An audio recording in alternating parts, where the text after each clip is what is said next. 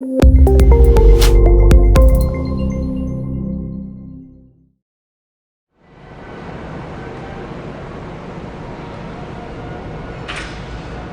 guys, more machine tools here. Just want to do a highlight on the new 66S controller. Right off the bat, you can see that it's a bigger screen. It also has a faster processor in it. We're just going to take you through the pages on here.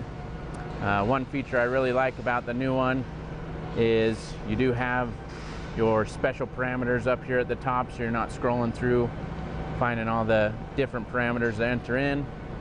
So this is your manual page here. You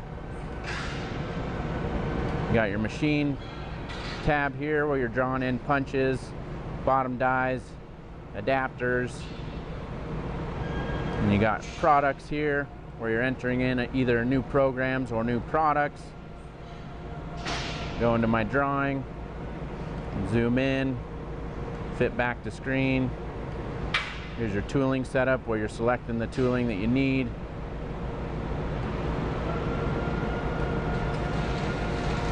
Bending sequence showing you how it's bending. Program pulling all the information off of the drawing. And auto where you actually run the part.